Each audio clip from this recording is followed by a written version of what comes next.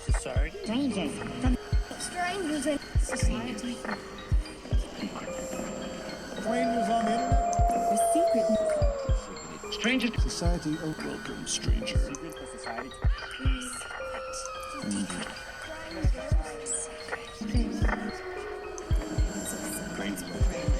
Welcome back to the Secret Society of Strangers podcast. Here as always, Lee. I'm here with my favorite Tomb Raiders today. Josh and Jen. How you guys doing? Good. How's it going, everybody? Yep, good.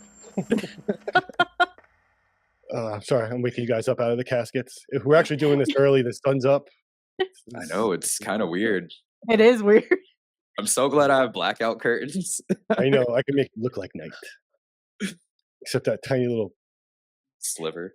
yeah, peeking out right there. Yeah. Well, as you two know, and anyone who has followed this Monster Mash series knows, this is our final monster. We made it. We got through almost all the Universal monsters. Yeah. Mhm. We cut out one, unfortunately, I think, right? The Bride of Frankenstein, is that the only one? That Yeah. or yeah.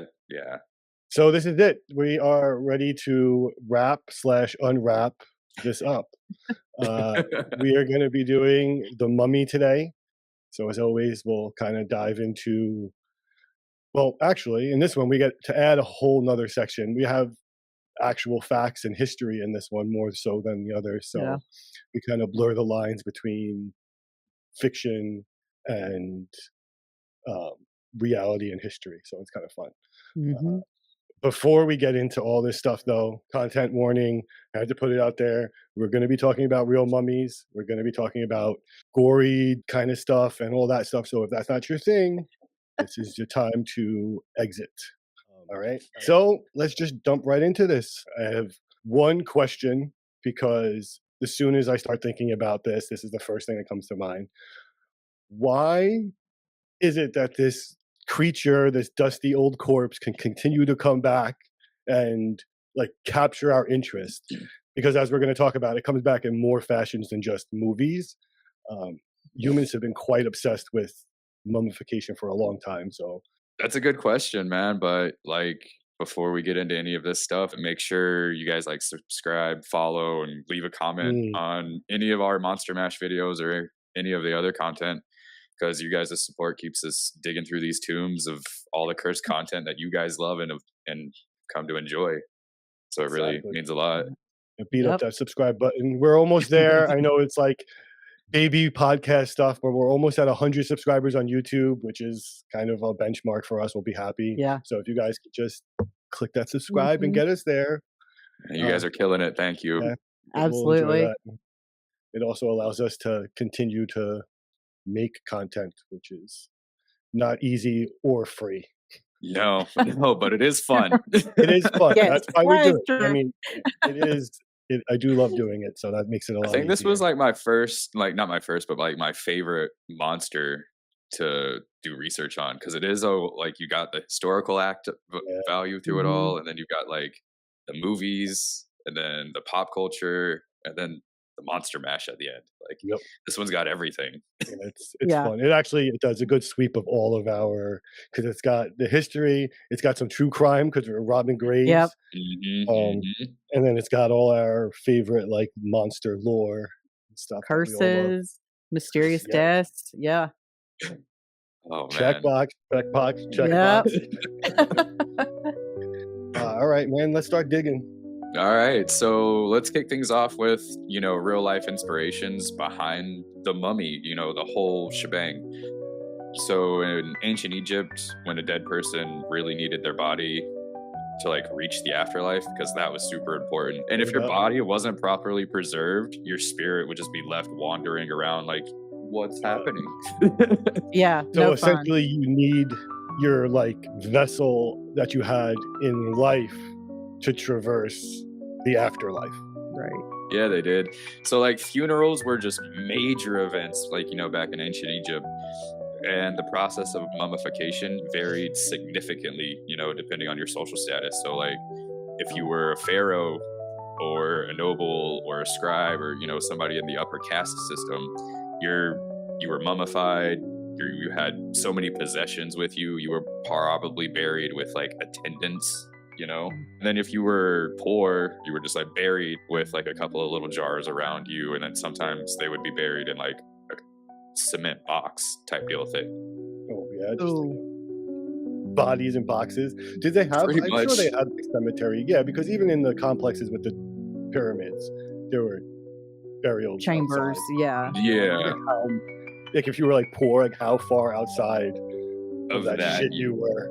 Yeah. Because that's where I'd be. Yeah, so far. Oh, that's sad because I mean everybody wants to make it to the field of reeds, which is like Yeah. paradise for them, right? So I mean, now your chances of being busted and getting there have just if you don't have the social status. That's sad. Well, and I wonder how much of that is set up by the upper classes, because like your life is harder as a peasant. Like obviously your body's not going to be as good of condition as you are if you were royalty and not using Right. it. Right. So like, Oh, true story. The definition of gatekeeping. Yeah. yeah, man, for real. So a funeral ceremony was thought of a way as to join the physical world with the eternal world and also the afterlife. So, you know, the field of reeds, it was like an exalted version of mortal life and a more glorified version of Egypt. You know, so agriculture was plentiful, the gods and humans interacted and mingled, you know, very peacefully, and there was plenty of work to do and food to eat because, you know, you had to work. Still got hungry in the afterlife and stuff like that, and you got to meet all the other dead people, so it's just like a great happy community. It reminds me of like the Good Place, that TV show. That's the work part. Yeah. Yeah. And then so because life after death was supposed to be a continuation of life on earth, so most people would be required to work. Again, Yeah. it sounds like bad. made up from the people up top. Like It. Mm-hmm. you 'Cause really just They're gonna be still working not going to be forever. working. Right? They're like, nah, that's all for you guys to do. These systems, man. But they didn't technically do the work. There's these little creatures called Ushabti, and it was a small humanoid figurine that was buried with the deceased. And these creatures, these figures, I mean, would come to life and do the work for the deceased. And speaking of different items, you know, the Egyptians buried their dead with all sorts of goods, like from furniture, chariots, mummified, you know, pets, servants, food, gold, like riches pretty much. And then, you know, big jars with their organs and, you know, different amulets and, you know, magical spells to help them along in the afterlife. And then so when a person died the ancient Egyptians believed their spirit was split into three main parts.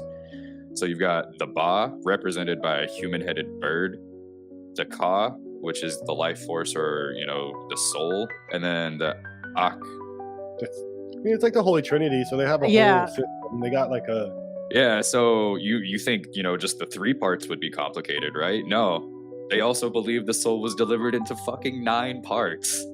Yeah. So Yeah. the 9 parts of the soul, according to the ancient Egyptians, were the Kat, which was, you know, your body, the Ka, your life force, aka the soul, Ba, which is the conduit between heaven and earth, and that's represented by the human-headed bird creature. The Shuyet is your shadow self, so like, you know, your darker side and everything like that. The Ak, which was your transformed immortal self. The Sahu, which is part of the immortal self. The Sechem is part of the immortal self also. And Ab is the heart, which is they thought was the source of good and evil. So that's when you would go see Anubis and he would weigh your heart against a feather. And that's what determines you get into the afterlife or not. And then the Ren, which is like your secret name. So like that's a lot to just remember, and that's your soul is in 9 pieces. It's literally a Horcrux. But essentially, too, now what you're saying is that like I have to tend to all those parts of myself to ensure clean passage. There's Pretty much. A lot to take care of, considering we need like therapists and shit to just keep track of what's in our regular mind. Right. Doesn't Stephen King use like Ka So this in the whole Dark thing, as Tower. you're reading it, a lot of it rings true with that. So there's a character or characters called the Taheen in the Dark Tower series, which are bird-headed people Mhm. or animal-headed people. Ka is like a life force, giving force, karma type situation in that too. So I wonder how much of that was. Influenced by this. Yeah. Hmm. And then aren't you reading a book and it's talking about like the rule of one or Ra or something like That's that? Ra. Yeah, the Yeah. law of one is Ra, which is and he or they in that book say that they're directly connected to this Ra that we would be talking about in Egypt. Yeah, so the sun god. Yeah, which is Yeah, it's all weird that it's, I mean, blows not my weird, but it's mind, man. crazy that it's connected. Yeah. And you can Well, already see it like bleeding into pop culture just by these 9 Well, it's those segments. threads like we've talked about on like our more spiritual things, like these things that are in all the cultures, Mhm. just with slight variations, but then like are even saw by things that aren't spiritual or religious, like reading a Stephen King book, like he's pulling that in. And how many people are reading Ka and not having any idea that The was invoked connection. Yeah. from Right. Egypt or something like Mhm. that.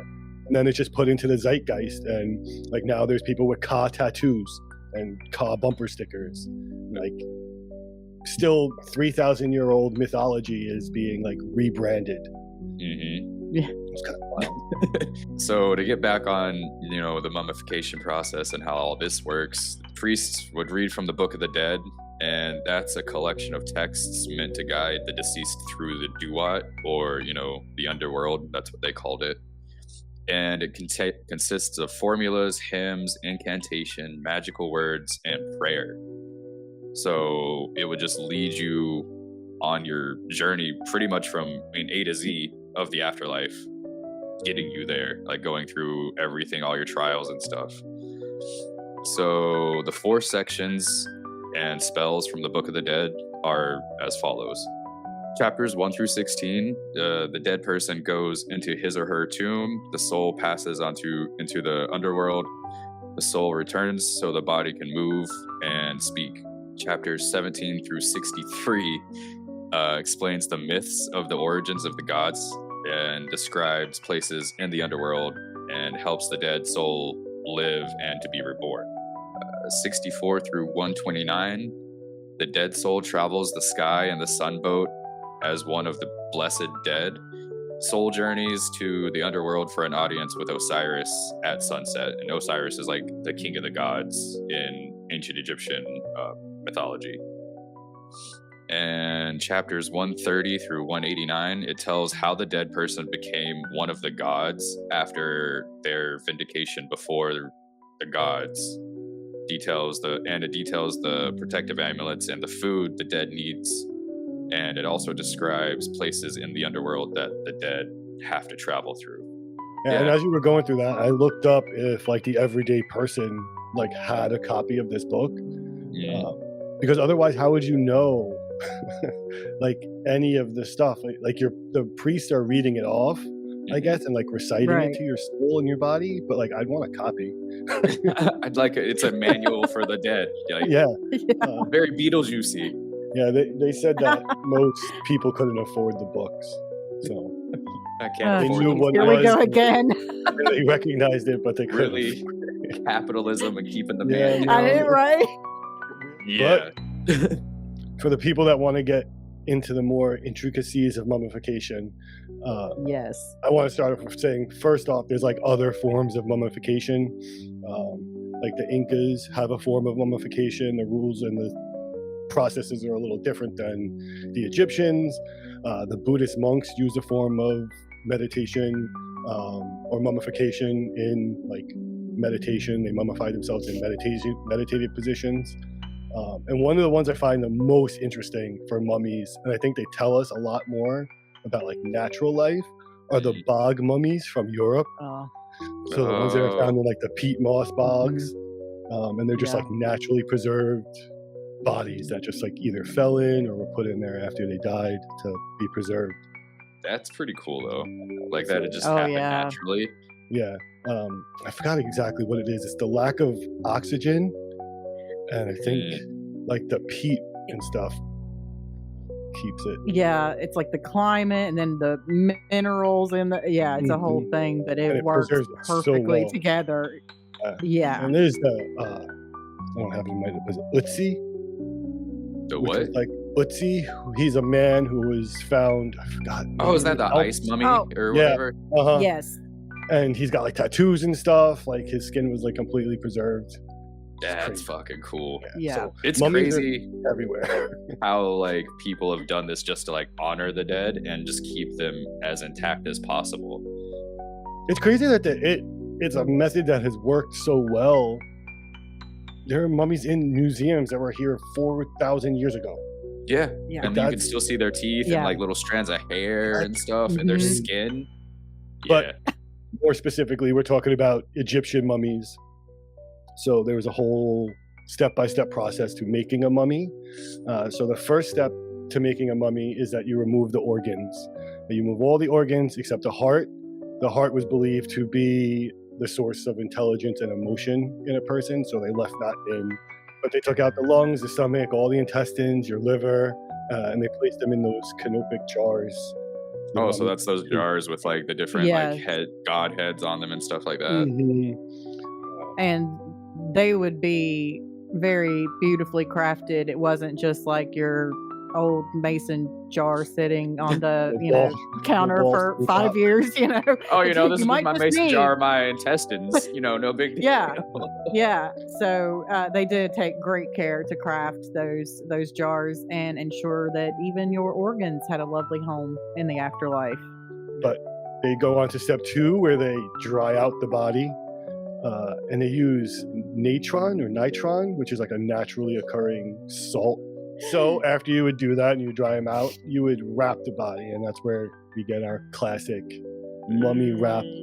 Finally, after that, the body was placed in the sarcophagus, and those were again also elaborately decorated. And like you said, Josh, the tomb was then stocked with things from the person's life and things that they needed for the journey ahead. Which again, just fucking bury me or Yeah. burn me. It's Like, a I whole don't need all this. Yeah. Yeah. I'm But I just, guess you just need your throw me in the body. fire. You need your body. So yeah, there's this collection in the National Museum of Scotland, and there's an inscription on a piece of limestone. It's just a limestone tablet. If anybody's seen old Courage the Cowardly Dog episodes, the terrifying one where it's like the mummy, and there's a stone tablet that Courage reads off of, and he's like, "Return the slab." It's so terrifying. I was a child, and I was like, I hate this episode just because of that character alone. But yeah, Never seen it's that, yeah. curses and slabs. Mhm. So this limestone slab, which provides another insight into ancient Egyptian desire for, the tomb to stay intact. The stone is only the size of, a few bricks, and it was covered with a light wash to provide a clean surface for the inscription. So they like polished this stone up and then maybe like wrote on it so like it would stay for the ages. The stone was from around 1295 to 1069 BC, so Wow. it's pretty old. And and it's a 15-line inscription that's basically pleading with visitors of the tomb to like behave correctly, like act right. You're in my tomb, like get your shit together, don't fuck around, pretty much. And there was other, according to like scholars and stuff, there was other similar tablets like these in other tombs. So it was basically like a, hey man, like you can visit, but don't steal my shit and act accordingly, pretty much. House And it rules. was pretty much house rules. Right. So this is what the tablet said. It is to you that I speak, all people who will find this tomb passage. The visitors are then warned. Watch out not to take even a pebble from within it outside. If you find this stone, you shall not transgress against it. So already super like, hey man, don't even fucking take a pebble out of here. It goes on to say that they are also reminded of the power of the deceased, who are referred to as gods.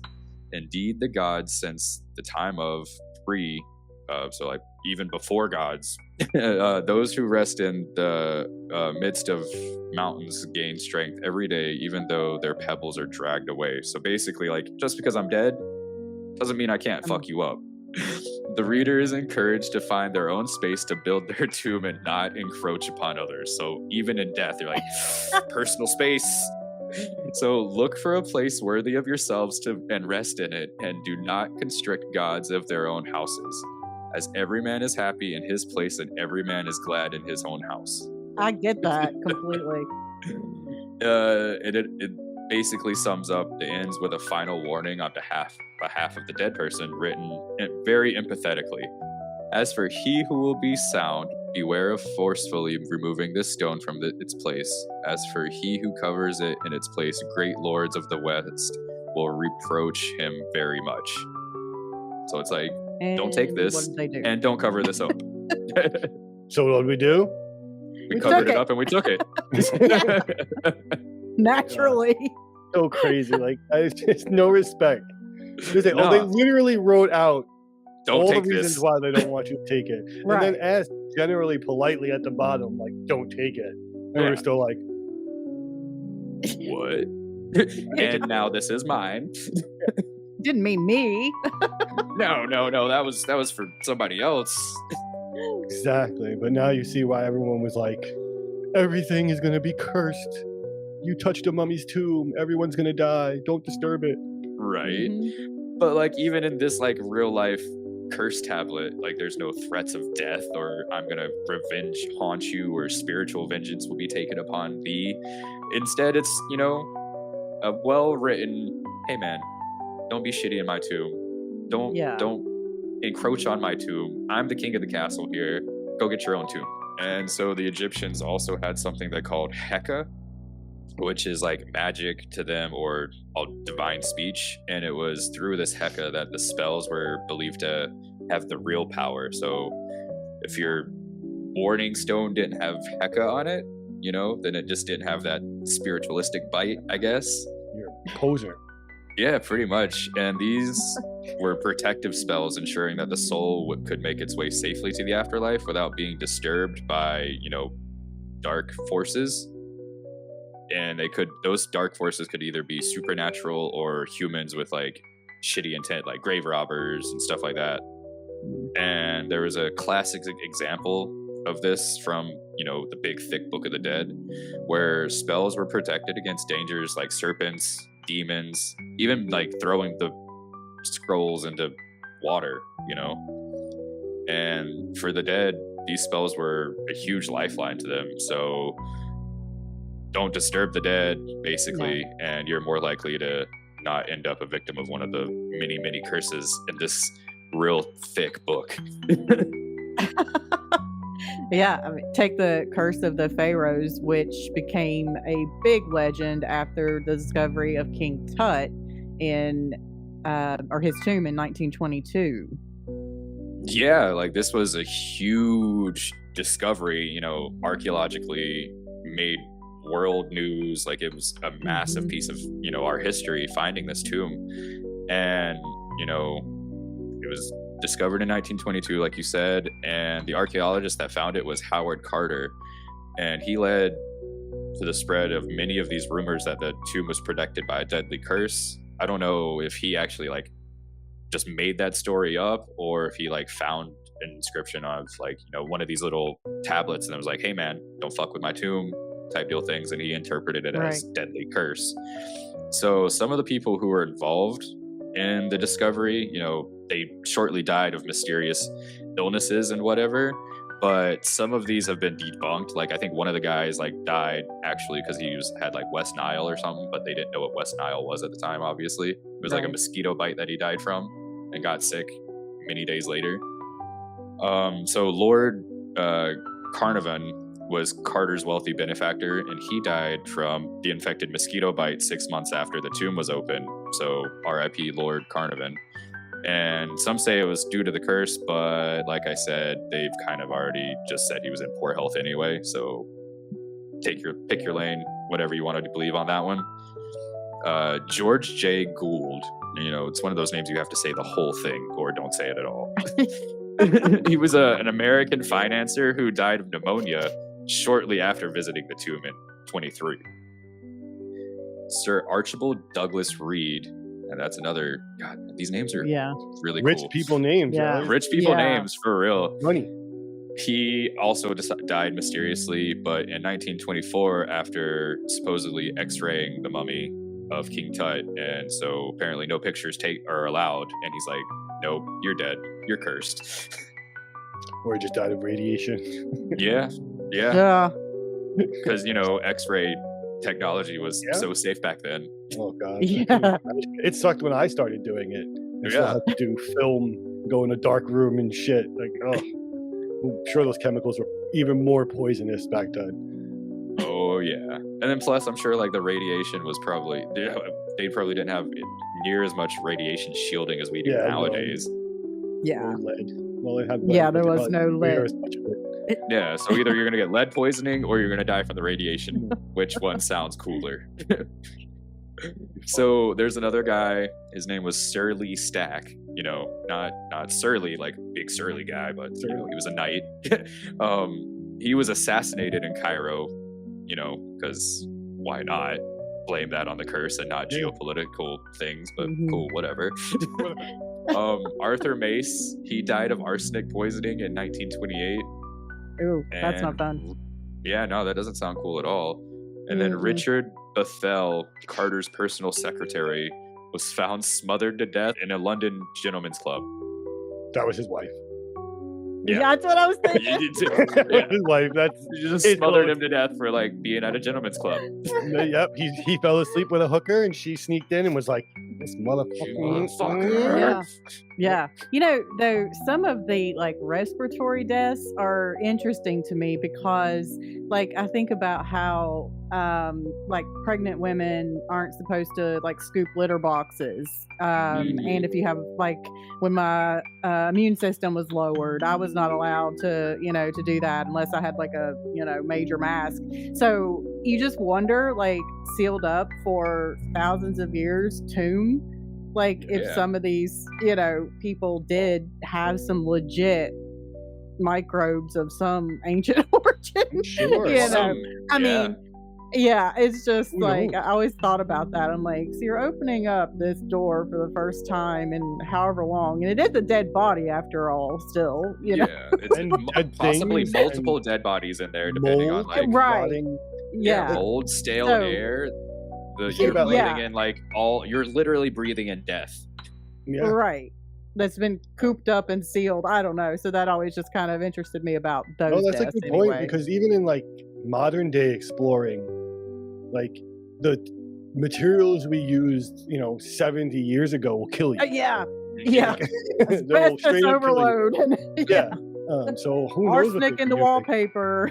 Right. Some of the paints and stuff could be poison. Mesothelioma. Yeah. So I wonder if like some of these like explorers and Egyptologists, when they discover like a new chamber or like a new tomb or whatever, if they don't like drill like a little hole into it so they can like send probes to test the now they quality of the do. air. I don't know about the air, but I know they do it to like do structural stuff. Yeah. Yeah.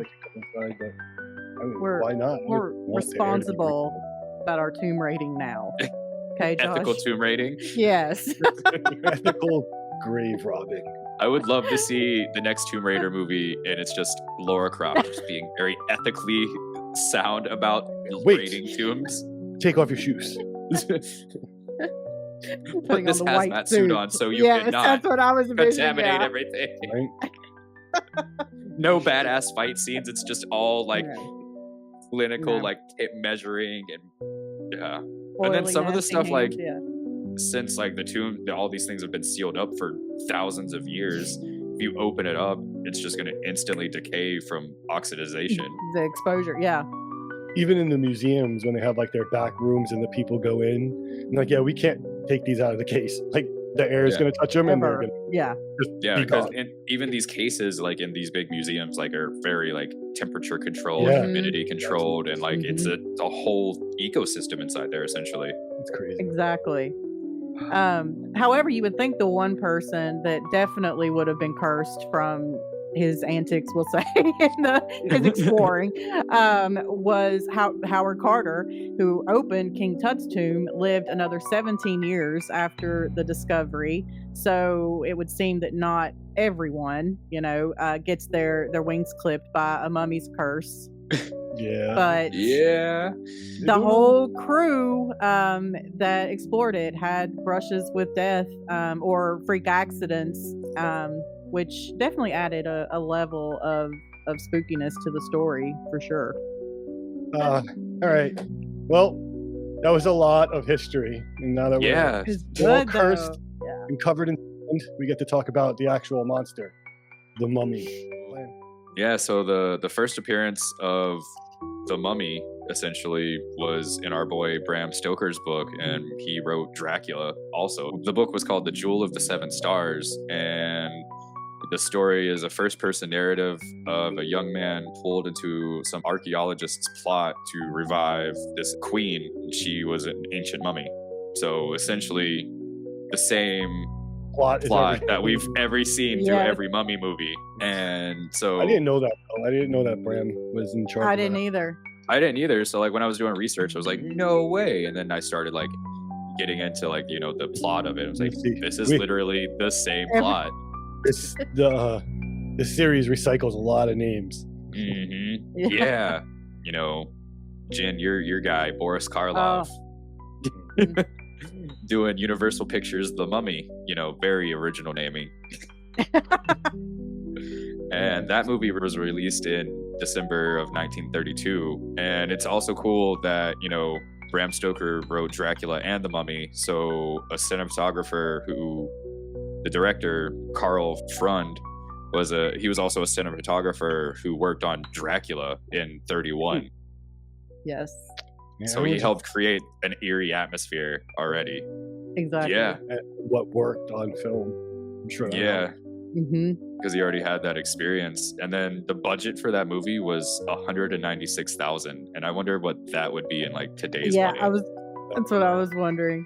So it's over $4 million. That's what it would be today. in 2024. Wow. Damn, that's a production. That's a Yeah. that's a huge production. So that's a big deal. Like that actually changes the way I look at it a little bit. It does It's me too hard now. to Yeah. put your mind in that money set of 1932. So the plot for Boris Karloff's, The Mummy, was in 1921, an archaeological expedition led by Sir Joseph Wimple found the mummy of an ancient Egyptian high priest named Imhotep, and boom, that's it. That name does not change. And the No. only time it changed was when Bram Stoker had his original book.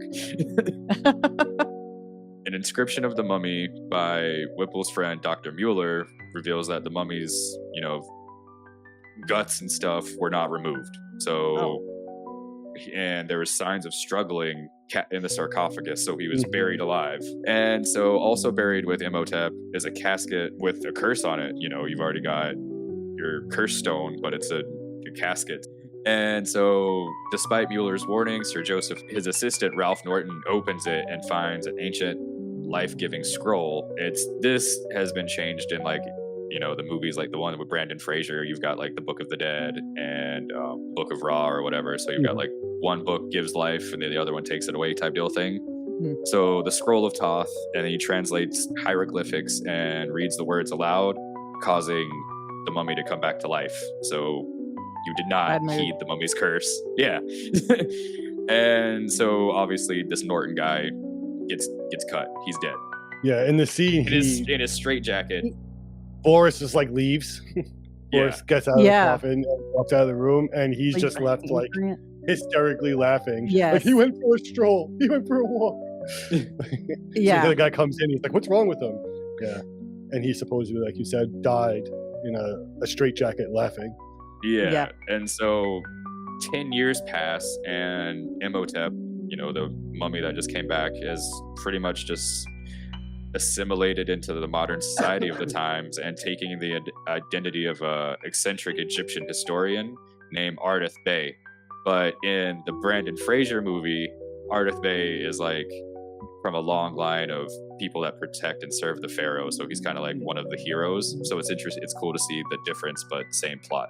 I did notice, and I made a note to myself while I was watching the original Mummy. I don't know, and I tried to look it up because you can't really tell when Boris is in like the Frankenstein stuff, like how big his frame is, but like he is thin. Yeah. And I was he's like, a very small guy. Was he thin? Because I was like, if he did that as an actor to lose all that weight, that would have been pretty crazy. Yeah, and I'll say it now because, these movies I watched when I was a kid, and I really was just watching them for the movie. Boris Karloff is like now one of my favorite actors. Like, watching He's grown on you. Watching the talent, I think, is what's kind of amazing. Yeah, Karloff is straight up the Mummy. Like, he's Monster Daddy. 100% agree. Yeah, so basically the rest of the plot is they find, a scroll, and it's in this other tomb of a princess. And yeah, so he's just trying to bring this princess back to life. And after he makes his immortal bride by killing, mummifying, and resurrecting her, Frank and Mueller come to the rescue, but they're immobilized by, Imhotep's magical powers and all this stuff, and then kill monster, save day. The short version. Yeah. Yeah.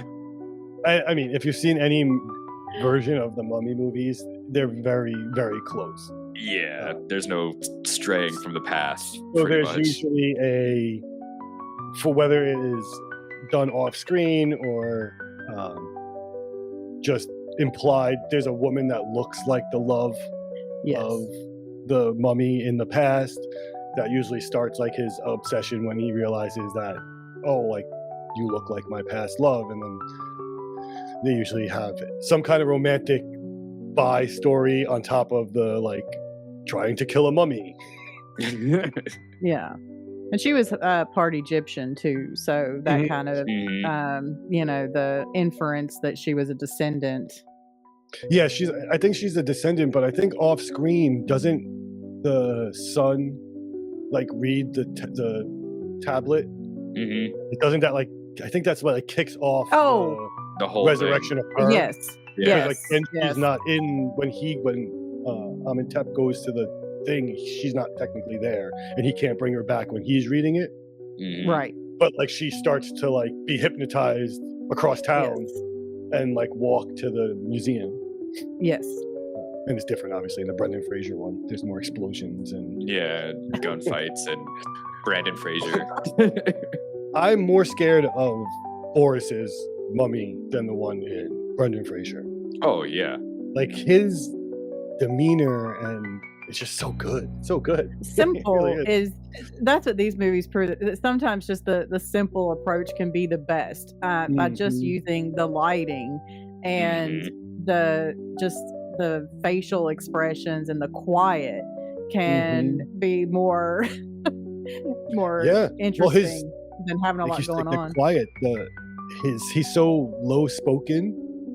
When the guy he goes to touch him, one of the after he comes back as the archaeologist, one of the people in the museum go to greet him and touch his hand, and he pulls away, and he just slowly, and it's so creepily just says it's an Eastern culture thing or something like that. Yes, and it's just exactly. the way he just brushes it off smoothly, and it's no, you're not touching this dude because he's a fucking dead guy.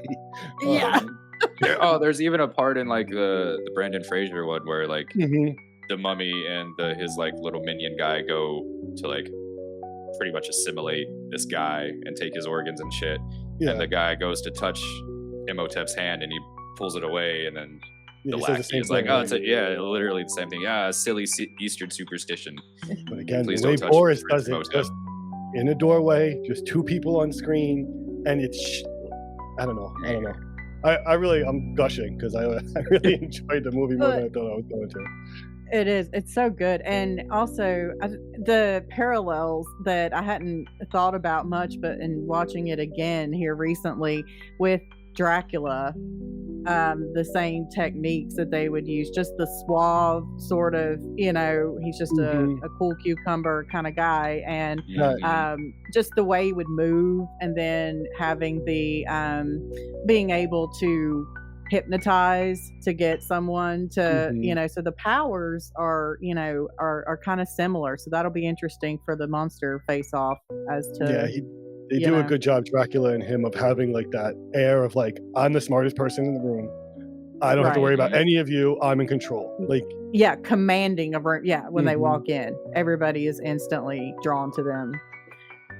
So my man, following his success as Frankenstein's monster, Karloff's portrayal of Imhotep in The Mummy brought a new level of terror to the screen.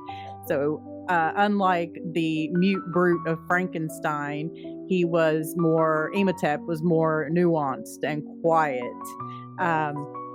Very menacing, as we discussed, and driven by a tragic obsession. So imagine, after being awakened after 3,700 years. It's a long nap. It is. So he seeks to reunite with his lost love using his mystical powers. And again, you can't gush enough. Karloff's performance infused The Mummy with a blend of sorrow and menace, a theme we see a lot in these characters, turning the character into a symbol of dark human longing and obsession rather than a mere creature of horror. I think also what just lends to these older movies is the smaller sets and the practical sets and everything. Like, you get the sense that he's everywhere every time, even if he's not on screen, you get the sense that like, oh, he's right, like off screen listening to this conversation. He knows everything that's going on. Exactly, always. So to touch more on like Karloff's iconic just sunken eye, dead look and stuff like that, you have to give props to Jack Pierce, who was the makeup artist on Frankenstein also. So he came up with two great iconic looks for Karloff. He created this whole thing, and it took hours to apply. And you look at the picture of Karloff with the sunken eyes and just the lines all over his face. And you don't really you could see the artistry and like how long it probably would have taken to apply all that prosthetic, but it also doesn't look like anything is. It just looks like it would be an old man. It doesn't look like a prosthetic until you think about it being a prosthetic. Yes. He does. It's so natural dried looking. out and shriveled looking. It gives that dehydrated look. And I did spend 40 days in salt. Instead of, but like a lot of makeup you would think would build onto the face and make the face bigger. And like I said, he was like, even when his profile, when he's standing sideways, he's so thin. But another thing that's just makes Karloff's character so chilling is the methodical way that he moves. And that's, got to be a testament to some seriously good acting skills to think about how, to creepily move, Right. It's like, if you asked me to do that, it would be like a cartoon version. I wouldn't have a clue how to creep somebody out just with my calm, movements. I'm not that patient. No. Yeah. Right. But he's not one, Imhotep is not one that it's doing jump scares as far as leaping from the shadows and, that kind of thing. But he's always there.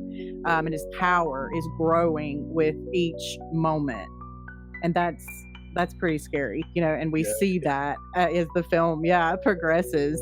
It gives a real sense of urgency that if he kills another person and he's every time he just becomes stronger and stronger, we got to stop this dude. Yeah. And so it's just that slow, inevitable approach to the horror that became a signature element of Karloff's performance, creating a tension. And that's what I love about all these movies. I mean, Karloff's great, but these older actors, and especially that came from the silent era and stuff, they had that down pat. how to create that tension just with their facial expressions, or in his case, lack thereof, in this Right. movie. But That, it just, that I think is what it is so scary. Like, it is so creepy. Like, yeah, what is he thinking? Like, what's exactly. going on? What is going on behind those dead sunken eyes? But as the audience, like, so Yeah. like that, like, you're like, oh, this person has no idea they're talking to a dead guy. Right. Yeah, no. Like, for half the movie. It's crazy because, like, in that same A sense, really you dead know, guy. yeah, really. 100 years old. That's insane. Yeah. But, like, also in the same sense, you know, Karloff's portrayal of the mummy, you know, basically reshaped the way that many audiences thought about horror monsters in general. Like, you know, he's not just a force of destruction. His character Imhotep was a thinking, feeling being, and it added layers to the horror. It just wasn't about the physical threat, but it was also like the creeping dread of being with a supernatural being with supernatural abilities, and it could just outwit any of its victims. And then it also helps that, you know, the Mummy was also part of like the trio of horror films that pretty much put Universal Pictures on the pedestal Yeah. in the 30s. You know, you had Dracula and Frankenstein, and then boom, the Mummy came out. So you've got like 3 powerhouses right there. I wonder what it was like to be alive. That must have been so cool. Like, Right. every, like, the summer you'd be, oh man, did you see Dracula? And then you'd be like, oh, did you see Frankenstein? Oh, did you see the Mummy? Like, Just to see that it was in it. theater. they're the only movies that came Yeah. out for a while now. Like, Mm-hmm. we're so Mhm. flooded with stuff now. Like, we don't get to like sit and enjoy That experience. Yeah. Karloff's portrayal of the Mummy. Like, is basically blueprinted through all of the other mummies coming in the future throughout the movies. Mhm. It's pretty. Yeah, we've like already talked about so many other Yeah. mummy variations and offshoots, and it's literally copy paste, but then you switch up the plot a little bit, keep the names, but give them to the different characters and whatever. But then there's like, you know, so many different other movies, you know, that aren't just the Universal monster films. The Mummy had no official sequel, and the character, like we said, has just been re-imaged. You know, there's a movie called The Mummy's Hand in the 40s, and it had sequels. So The Mummy's Tomb in 42, The Mummy's Ghost in 44, and The Mummy's Curse also in 1944. And then there was a couple of like studio comedy horror crossover films. Like Abbott and Costello to Meet the Mummy. I can't do those. I've tried, but yeah. I think And then you got like Scooby-Doo and the Mummy and stuff like that. Scooby-Doo. Those were always the classic, though. That's Yeah. like, as a Yeah, kid, that's different. where like Yeah. mummies were fun. Because like, oh, it's a mummy. Like, I'm just gonna unwrap Yeah. this dude, and there's nothing there. You Like, just pull him and he does the spin around Exactly. tornado. Yeah. and then it was just gone. There's no Yeah. bones, no nothing. Yeah, those were the good mummies. Yeah, so it's just the same story rehashed, and you can see it all Over and over. In the Mummy's Hand, they actually recycled footage from the original Mummies. And it's so funny because fans of, well, if you watch enough of those movies, but it seemed like it definitely happened more in the 40s, or more that I know about or noticed, but and the Hammer films, how you would see the recycled sets. And Yep. even if you watch them enough, you know, some costume and stuff, but I still love them. That's my second love, are the Hammer films. So in 1959, Christopher Lee, who's my second guy, he amped up the curse and vengeance themes that Karloff's version had started. Damn. Yeah, Christopher Lee is pretty cool. Like, Oh yeah. R.I.P. Christopher Lee. Yeah, and that's like Mhm. more of I where like like the Brendan Fraser reboots are taking from, Yeah. like that more Yeah. vengeful, actually like gonna assemble an army and come after you type deal. Absolutely. And the idea of using ancient texts to resurrect a mummy, like the Scroll of Thoth in our Karloff version, became an absolute go-to plot. But how could it not? I mean, that's still the key element there, you know, and especially as we've talked about the 189, you know, chapters and all of the steps that it took in that ritual. I mean, it's still intriguing to me now. You know, like we talked about, we want to delve more into this culture and figure it out. So I totally get why that had staying power for sure. Yeah, well, that mix of like real text, like especially most Europeans when this stuff was being found had no idea what it actually said. It was just hieroglyphics. So you're just like, it's even more mysterious. So absolutely would see like the tablet being the thing. Like this holds all the power because it's so mysterious. Yeah. Night at the Museum has the Amun-Ra tablet. It brings everything to life. Things in it, that was one of my favorite ones. That was like that. I like that one. I do like that. It's just crazy that the whole Mummy has just influenced so many things from like video games, everything you could think of in pop culture. There's even rides at theme parks called the Mummy. I'm sure there's a thing at Universal, or there used to be about the Mummy. I think there was one, the Mummy something. Yeah, and then obviously Halloween costumes, because who doesn't like to just get dressed up in toilet paper? Who wasn't a mummy? Exactly. At some point, who wasn't? I don't have a costume. Yeah. Mummy. Yep. Yeah. Parents are like, yes. Not anymore. Toilet paper's expensive now, man. Don't waste. Oh yeah. Oh yeah, no. Dude, people are hoarding toilet paper again. Apparently, it's so crazy. Oh no. I'm not even gonna get into this conversation. Yeah, we're not gonna get into it, but I just had a toilet paper related. But now that we talked about the movie, there's a part of this whole thing I really wanted to talk about because I find it personally just fascinating that the West had a fascination with Egyptian artifacts and mummies in the 19th and 20th century. So like back in the Victorian era, we just loved mummy shit. Like anything ancient Egyptian. Like if you had like a sarcophagus in your Victorian era mansion, you were the talk of the fucking town. Yep. And when you got it, it was chances are you had a giant party that they called an unwrapping party. So like just just unwrapping. Bill, Tom, and Fred and Angela all came over and we're like, hey, we're gonna unwrap a dead guy. Want to have a cocktail? Right. But they were obsessed. They loved it. Do you think they had seances with mummies? I'm sure. I had to. Yes. It was because like this would have been like that rite of time of like spiritualism. Yeah. Yeah. There's no way. Yeah. Or like just I have a mummified hand, so let's use that type thing. And again, we're talking about those aristocrats, those rich people that had the time on their hand, they had the money, and they had like having that time allows you to have an imagination instead of working in a field all day. So like they would sit around and be like, yeah, you know what? I probably did talk to that mummy through my Ouija board the other day. Right. But can you imagine being invited to a party and not knowing? Like you just show up, you bring your wine, you're like, this house is beautiful. Have you met my ancient Egyptian priest? It's like science meets entertainment. Yeah. Yeah. And, but sadly, it, would turn out, and I think we're going to talk about, one of you are going to talk about this a little bit later. It wasn't that difficult to get access to mummies. And they had a lot of, a wide variety of purposes, we'll say. But these gatherings were seen as perfectly acceptable during this era. And it was a way to display your sophistication of different cultures.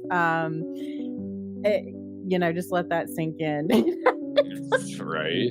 It's just, and you think about too the etiquette rules of things that were so silly that they had, but this was acceptable. That's what always cracks me up.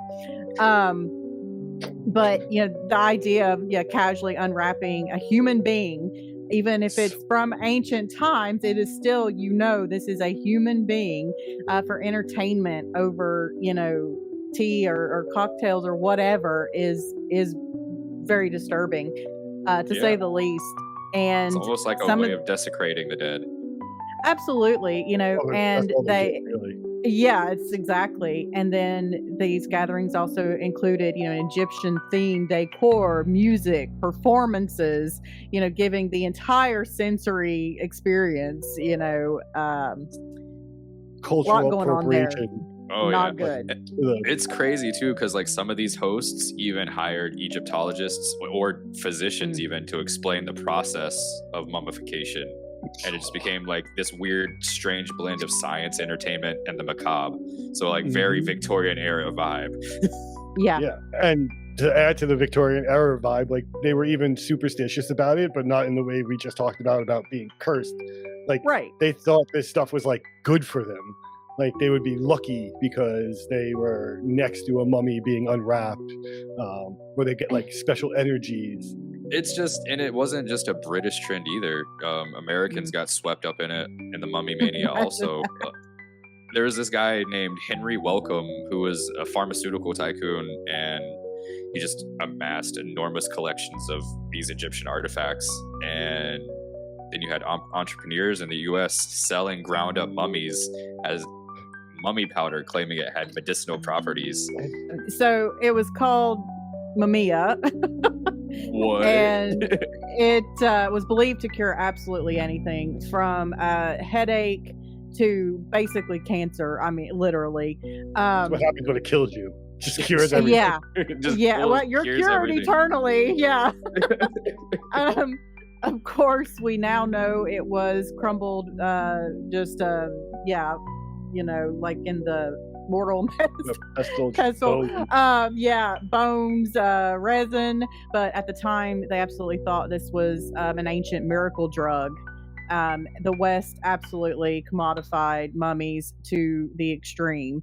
And what was once part of a very sacred ritual that we described at the first part of the episode became a novelty or an ingredient in the 19th century equivalent of snake oil, like you said. Can you imagine just being that mummy? Like you set up for the eternal life, and now you're in like some Victorian living room with like Right. over your shoulder, talking about like I'm going to sniff this guy later.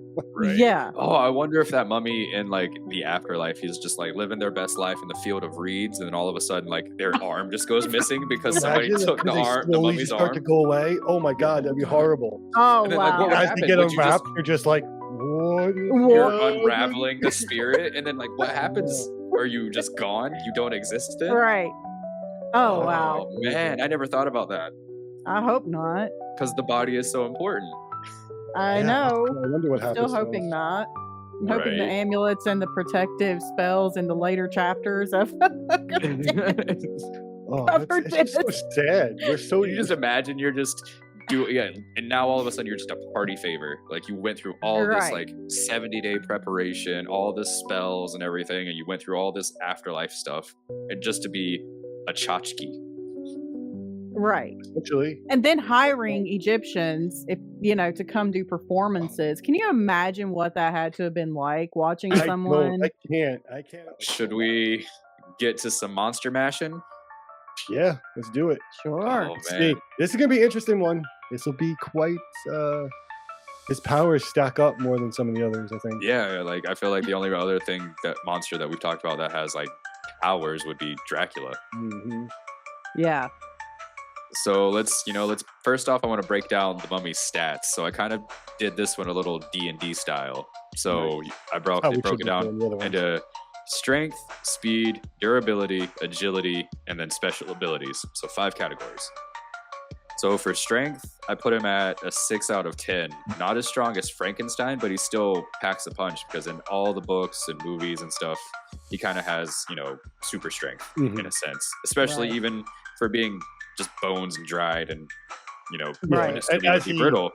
As he gets more life essence, he becomes stronger and stronger physically. Right. Mhm. But speed, I put at a 3 out of a 10 because he's just more of a lumbering menace than like sprinting down the fucking tube Side note to hallway. Unless you're the Brendan Fraser movie version, and you can turn it to sand and leave. Oh man, that beautiful Oh. sandstorm. But we'll keep him. We'll keep him physically mummied. Like I think that would go Yes. under the special abilities category though. that's like equal to the bat of Dracula. Dracula. Yeah. Yeah. His durability, I Mm. put him at an 8. So I mean, he's tough to put down because like you can't just shoot him, you can't light him on fire. He's No. literally immortal. He'll come back. Unless you have a cat. Unless, yeah. And then if you, yeah, cats terrify them. And then he's not very agile. I put him at a 2, so he's definitely not winning any gold medals at the gym, the Olympics. Oh, okay. I got something just came to me. I'll do it again. Okay. And then, so special abilities, I gave him a 7 out of 10 because he could do anything essentially. Like depending on like what movie or what book you're talking to, he can go turn into sand, control people. In the Brandon Fraser movie, he pretty much had the 10 plagues of Egypt on his side, and that's some biblical shit in its own self. So he's got a lot of things going for him. He's a tough cookie. And see, and I would think like even like Dracula, I think his special abilities too are he's lived so long So he's that got experience. Exactly, and being able to study human nature and watch I don't know, I feel like that brings you some extra. It's like the predator is like in Absolutely. with the prey. Yeah. So I think we can safely say like Mummy's going to take out the werewolf. Mummy's going to probably take out Frankenstein. Yeah, I'm sorry, Josh. The werewolf's gone. I don't think so, man. I think the werewolf would take on the mummy. How? He would just rip him apart. He would just take him and unravel him, and that's it. But he Scooby-Doo logic. get to him. Like that's the thing. He could just spell. Yeah. Hypnotize Yeah, he him could and curse kill him away. Give him yeah. the plague, I guess. Yeah. But I gave the mummy this round a solid 6 out of 10 for overall combat effectiveness. So I mean, he's not like gonna win in a brawl, but those curses and all of his ancient sorcery definitely give him that edge. Yeah. So I'll give you guys that. It's him and Dracula. I think. You think it's Fighting this Mummy and out for Dracula? sure. It's him and Dracula at like last 2 standing, but He still can't do water. That's what I was just gonna say. The creature, if it can get the mummy into water, what happens?